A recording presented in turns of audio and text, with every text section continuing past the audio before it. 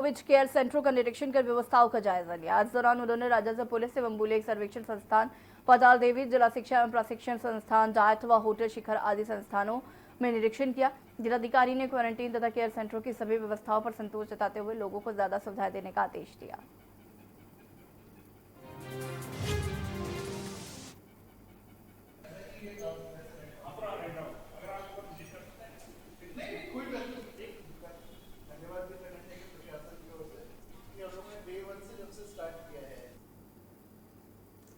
खबर रुद्रप्रयाग से है। केदारनाथ तीर्थ पुरोहित के विरोध के बाद भी जिला प्रशासन रुद्रप्रयाग की ओर से केदारनाथ यात्रा को शुरू करवाया जा रहा है। जनपद के श्रद्धालु भगवान केदारनाथ के दरबार में तो पहुंच सकेंगे, लेकिन उन्हें गर्भगृह के दर्शन नहीं हो पाएंगे। इसके अलावा जिला प्रशासन की ओर से जारी पत्र में 9 शर्तें रखी गई हैं, जिसका पालन स्थानीय लोगों को करना होगा।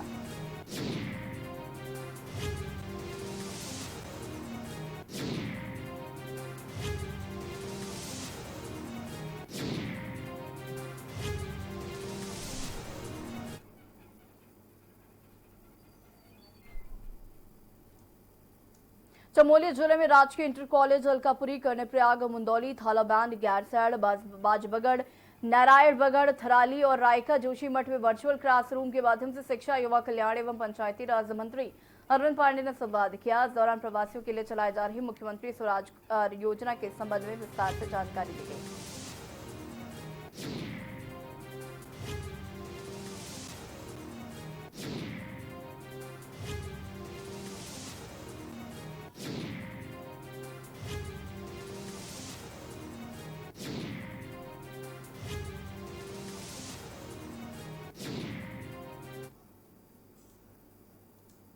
कोरोना महामारी ने लोगों से रोजगार छीन लिया है। हजारों की संख्या में रुद्रप्रयाग जिले में पहुंचे प्रवासी रोजगार की तलाश में जुटे हुए हैं। कुछ प्रवासी कोरोना महामारी के खत्म होने का इंतजार कर रहे हैं और अपने रोजगार पर वापस लौटना चाहते हैं, लेकिन प्रशासन की ओर से उन्हें यहीं रुकने की सलाह दी जा रही है और उन्हें रोजगार से जोड़ने के प्रयास किए जा रहे हैं। देश में फैली कोरोना महामारी ने लोगों को बेरोजगार कर दिया है। जिले में 25,000 से ज्यादा प्रवासी अब तक घर लौट आए।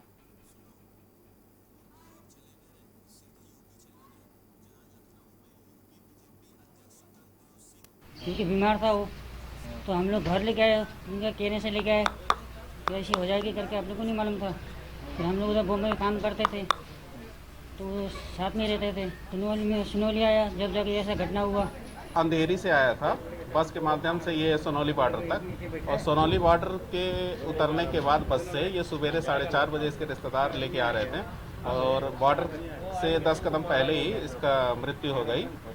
और इसका इलाज मुंबई के अंधेरी में 1 से 2 जून के बीच में इनका इलाज हुआ था। इसको झटका की तरह से आता था और इसको 3 इंजेक्शन भी लग रहे थे। उसके बाद ये यहाँ पर आया है। और सीधे आपको ले चलते हैं उत्तर प्रदेश के लखनऊ, जहां पर यूपी बीजेपी अध्यक्ष स्वतंत्र देव सिंह जनसंपर्क कर रहे हैं। ये तस्वीर आपके सामने, लोगों को घर घर जाकर महा जनसंपर्क के तहत लोगों से संपर्क कर रहे हैं। ये तस्वीरें आपको दिखा रहे हैं यूपी के बीजेपी प्रदेश अध्यक्ष स्वतंत्र देव सिंह संपर्क अभियान के तहत घर घर जाकर लोगों से संपर्क कर रहे हैं।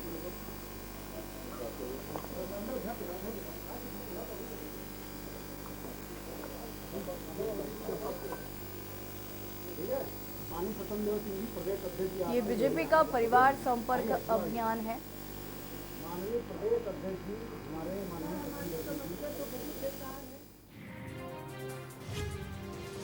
लोगों की समस्याओं से भी रूबरू हो रहे हैं।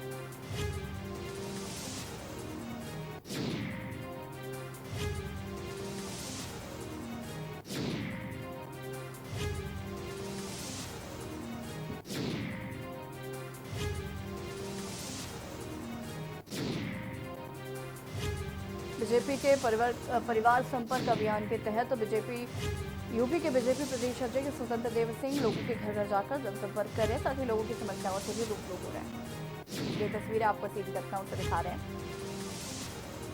यहाँ पर लोगों के घर घर जाकर प्रदेश अध्यक्ष स्वतंत्र देव सिंह लोगों को पैम्फलेट बांट रहे हैं, साथ ही साथ लोगों की समस्याएं भी सुन रहे हैं।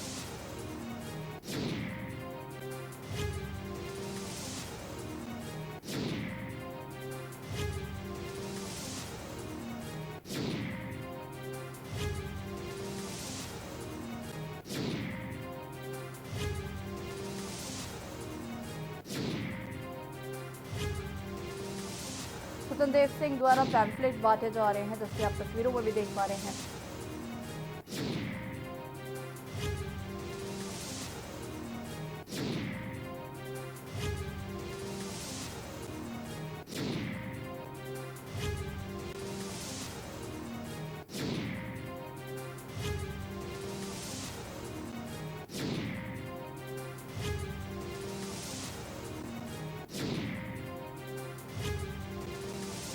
और तस्वीरों में भी आप देख पा रहे हैं सभी के चेहरे पर मास्क हैं। सोशल डिस्टेंसिंग का भी पालन किया जा रहा है। और बता दें कि परिवार संपर्क अभियान के तहत बीजेपी प्रदेश अध्यक्ष स्वतंत्र देव सिंह लोगों के घर घर जाकर उन्हें पैम्फलेट बांट रहे हैं, साथ ही साथ उनकी समस्याओं को भी सुन रहे हैं और गली गली मोहल्ले मोहल्ले में बीजेपी का संपर्क अभियान जारी है। आप तस्वीरों में देख सकते हैं उत्तर प्रदेश के लखनऊ में आप देख सकते हैं यहाँ पर बीजेपी के प्रदेश अध्यक्ष स्वतंत्र देव सिंह लोगों के घर घर जाकर उनको पैम्फलेट बांट रहे हैं।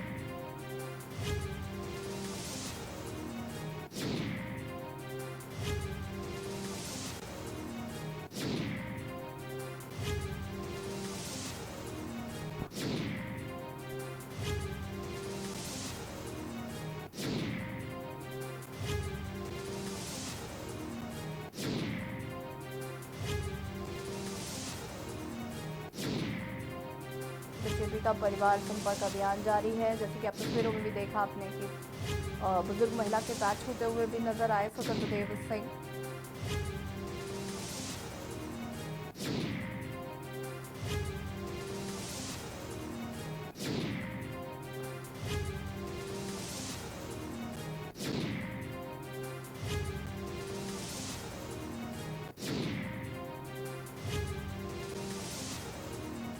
और बढ़ेंगे खबरों में उत्तराखंड की। स्थानीय लोगों के लिए केदारनाथ धाम की यात्रा खोले जाने को केदारनाथ तीर्थ पुरोहित समाज ने विरोध किया है। केदारनाथ तीर्थ पुरोहित का कहना है कि केदारनाथ यात्रा को स्थानीय लोगों के लिए भी 30 जून तक बंद रखना चाहिए। वहीं दूसरी ओर केदारनाथ यात्रा में सबसे अहम पड़ाव गौरीकुंड के व्यापारियों ने भी स्थानीय लोगों के लिए यात्रा खोले जाने का विरोध किया है। देखिए पूरी रिपोर्ट।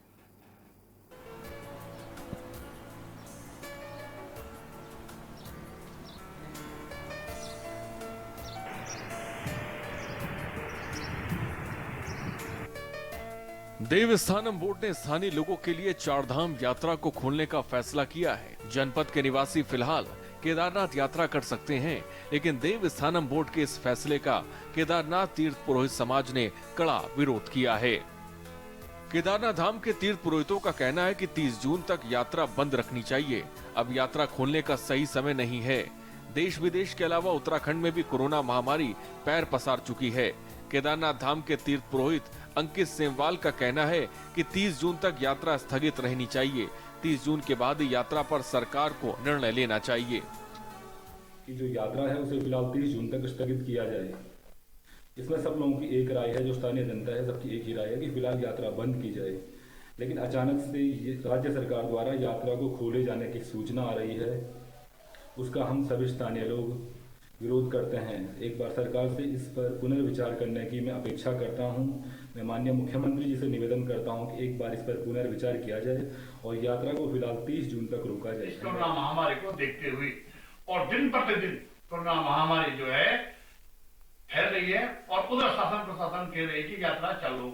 हम इस यात्रा को चालू तभी करेंगे जब ये यहाँ की कोरोना महामारी समाप्त होगी और 30 तारीख से पहले कोई भी यात्रा यहाँ पर नहीं चलनी चाहिए। शासन प्रशासन के द्वारा कोविड-19 को देखते हुए सफाई स्वास्थ्य व्यवस्था शासन द्वारा यात्रा से पहले समुचित व्यवस्था कर दी जाए। साथ ही आने वाले तीर्थयात्रियों की स्वास्थ्य परीक्षण की समुचित व्यवस्था की जाए ताकि इस कोविड संक्रमण से बचा जा सके। केदारनाथ यात्रा के समय मुख्य पड़ाव गौरीकुंड के व्यापारियों ने भी 30 जून के केदारनाथ यात्रा को बंद रखने की मांग की है। गौरीकुंड व्यापार संघ के अध्यक्ष अरविंद गोस्वामी ने कहा कि रुद्रप्रयाग भी कोरोना वायरस से अछूता नहीं है। ऐसे में सरकार को यात्रा जून तक बंद करनी चाहिए। पूरे देश में अभी महामारी कोरोना की चरम सीमा पर है, जिससे रुद्रप्रयाग जनपद अछूता नहीं है और जिससे अभी जो उत्तराखंड की स्थिति है वो भी दिन पर दिन कोरोना की संख्या बढ़ती जा रही है। हम लोग ये चाहते हैं कि सरकार इस फैसले को वापस ले और 30 जून के बाद ही यात्रा। वहीं देवस्थानम बोर्ड की ओर से यात्रा को लेकर जारी फरमान के बाद स्वास्थ्य महकमे ने भी तैयारियां शुरू कर दी हैं। जहां पिछले वर्षों तक केदारनाथ यात्रा मार्गों पर शासन से चिकित्सकों की मांग की जाती थी, वहीं इस बार कोरोना महामारी को देखते हुए जिला स्तर से ही चिकित्सकों की तैनाती की जाएगी। मुख्य चिकित्सा अधिकारी डॉक्टर एस के झा ने बताया कि शासन के निर्णय के बाद स्वास्थ्य महकमे की ओर से यात्रा तैयारियां की जा रही हैं। यात्रा मार्गों पर चिकित्सकों के साथ फार्मासिस्टों की तैनाती की जाएगी, साथ ही अन्य सुविधाएं भी यात्रियों को दी जाएंगी। शासन ने निर्णय लिया है तो पूरे हम तन मन से करेंगे और इसको सक्सेस बनाएंगे। चाहे अब बाहर से जितने भी डॉक्टर आ पाए नहीं आ पाए, तो हमसे जितना भी हो पाएगा 100% हम लोग अपने जिले से कोशिश करेंगे कि कहीं से कोई भी यात्री आए तो निराश होकर नहीं जाए कि स्वास्थ्य सेवा उनको मुहैया नहीं हुआ है। बहरहाल देवस्थानम बोर्ड की ओर से यात्रा को लेकर जारी फरमान के बाद स्वास्थ्य महकमे ने भी तैयारियां शुरू कर दी हैं।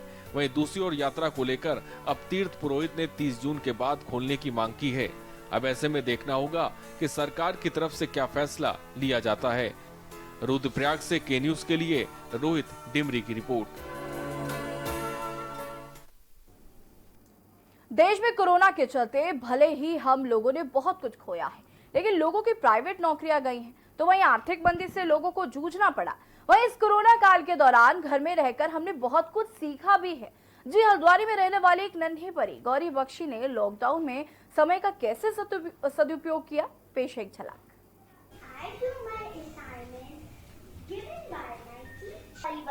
I studied in class 3rd.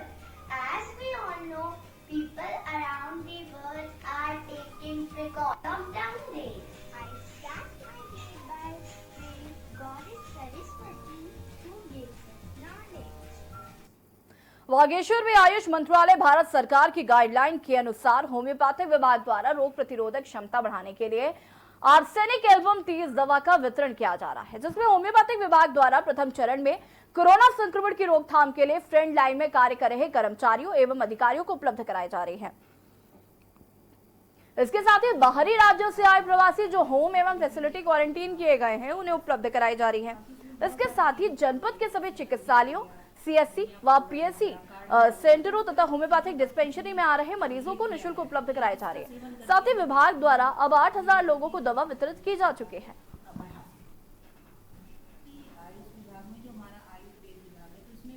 Ayush विभाग में जो हमारा आयुर्वेद विभाग है, तो इसमें भी तरह तरह की जो औषधियाँ हैं उसको भी सेवन कर सकते हैं, जैसे गिलोय है और भी हनी है। तो बहुत सारी चीज़ें इनकी एडवाइजरी में है, जो कि इसका पैम्फलेट भी आयुष विभाग द्वारा बांटा गया है। उसको कोई भी लेकर के विभाग से उसको पढ़ सकते हैं। उधम सिंह नगर में 3 दिनों से लापता युवक का शव नहर किनारे मिलने से हड़कंप मच गया। शव बुरी तरह से सड़ चुका था। उसके दोनों पैर कपड़े किसी से बंधे हुए थे। मामले में परिजनों ने हत्या की आशंका जताई है। वहीं पुलिस ने शव का पंचनामा भर पोस्टमार्टम के लिए भेज दिया है।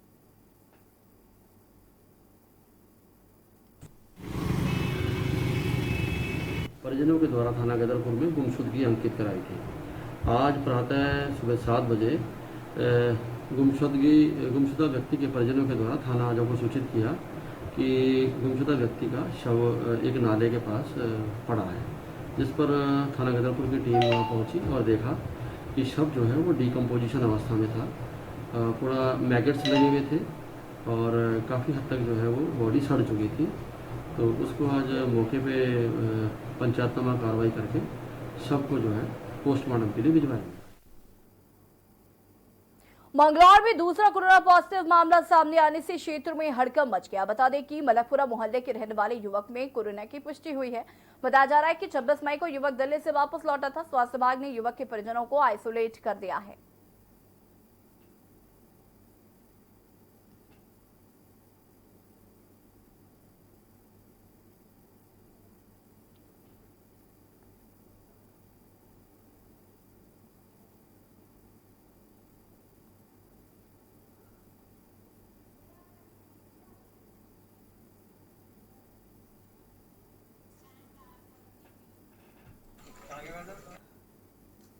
भारत नेपाल सीमा के सीमांत खटीमा में नेपाल के साथ साथ दर्जनों गांव को जोड़ने वाली लोहिया हेड रोड का निर्माण कार्य करोड़ों की लागत से किया जा रहा है, जिसमें आए दिन अनियमितताओं को लेकर ग्रामीणों ने प्रशासन से शिकायत की। कार्य की शिकायत प्रशासन से करने पर क्षेत्रीय विधायक समेत स्थानीय प्रशासन ने कार्यस्थल का निरीक्षण किया। साथ ही गुणवत्ता को लेकर करदाई संस्था समेत संलिप्त ठेकेदार को फटकार लगाई। वहीं निर्माण कार्य को गुणवत्ता पूर्वक काम करने के निर्देश दिए। वहीं चेतावनी देते हुए निर्माण कार्य में अनियमितता पाए जाने पर फर्म को ब्लैकलिस्टेड करने की बात कही गई है। आप लोगों ने एस्टीमेट बना के भेजा है, किसी ठेकेदार के लिए नहीं आया, मैंने पहले कहा किसी अधिकारी के लिए नहीं आया है, किसी भी जो है नेता के लिए नहीं आया है। तो आप लोगों ने एस्टीमेट बना के भेजा है। जो सिलेंडर बताओ।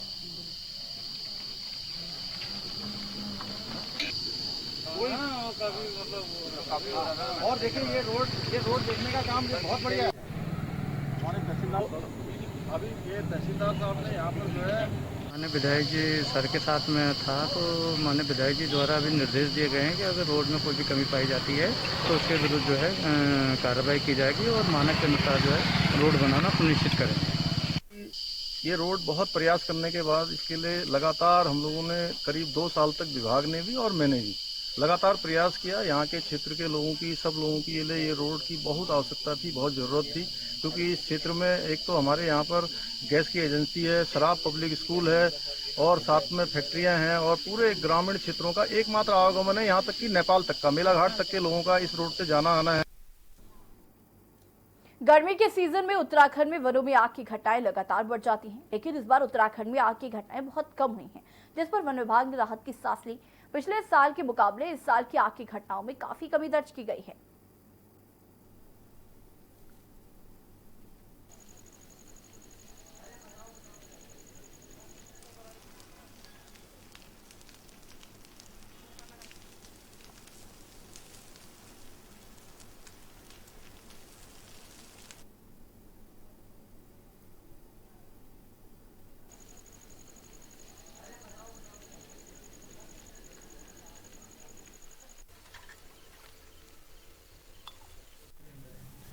देखिए ऐसा है कि इस बार ईश्वर की बड़ी कृपा रही है, बारिश अच्छी रही है, मौसम में ठंडक रही है।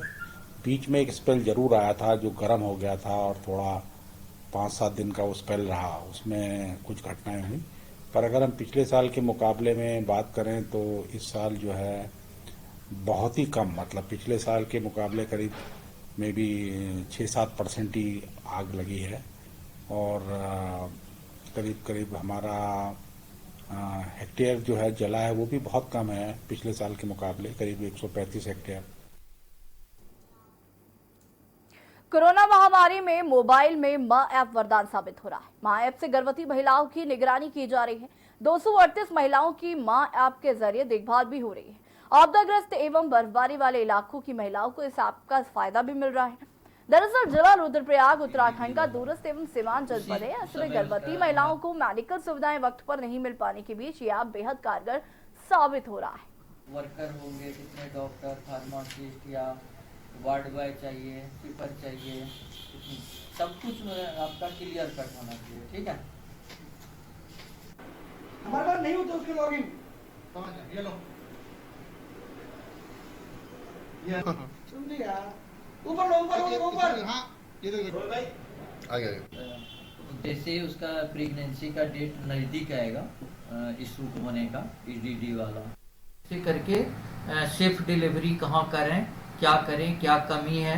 बहुत सारे तो रिकवर कर जाती है हाई रिस्क से, और जिसमें कोई कमी होती है, किसी को ब्लड का अगर ज़रूरत होता है या हाइपरटेंशन का है, तो उस हिसाब से फिर हम लोग अपने जिला अस्पताल में, या हमारे पास एक प्रत्याशा भी बनी हुई है अगस्त मुनि हमारा CSC में, तो उसमें भी रख लेते हैं हम पहले। तो अब सबसे हमारे लिए खुशी की बात है कि पिछले साल एक भी डेथ मैटरनल मोर्टिलिटी नहीं हुई है। इस साल भी अभी तक ऊपर वाले का है और हम लोगों का मेहनत कि अभी तक नहीं हुई है। लॉकडाउन के कारण पिछले 3 महीने से डोईवाला के सभी स्कूल व कॉलेज बंद चल रहे हैं। इसी बीच अनलॉक 1.0 में प्रदेश सरकार महाविद्यालयों में पढ़ रहे छात्रों की वार्षिक परीक्षा कराने की तैयारी कर रही है, जिसके विरोध में प्रदेश के 27 महाविद्यालयों के छात्र सांकेतिक धरना देकर विरोध जता रहे हैं। छात्रों की मांग है कि प्रथम वर्ष के छात्रों को बिना परीक्षा के ही अगली कक्षा में प्रमोट किया जाए और अंतिम वर्ष के छात्रों को पिछली कक्षा के परीक्षा परिणामों से 10% अधिक अंक देकर उत्तीर्ण किया जाए। साथ ही सभी छात्रों का परीक्षा शुल्क माफ किया जाए, जिसका कांग्रेस प्रदेश सचिव सागर मनवाल ने समर्थन किया है। यही चल रहा है कि जो ये महामारी चल रही है, कोरोना महामारी, इसमें भी सरकार हमारे से फीस वसूल रही है।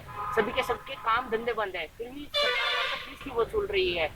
हमारे लगभग 27 कॉलेजों में धरने चल रहे हैं। सभी छात्रों की यही मांग है कि इस बार की फीस माफ हो और जो हमारे पेपर हो रहे हैं वो पेपर ना होके हमको सबको प्रमोट किया जाए। उत्तराखंड के बुलेटिन में फिलहाल इतना ही। देखते रहिए के न्यूज़ एरिया। नमस्कार।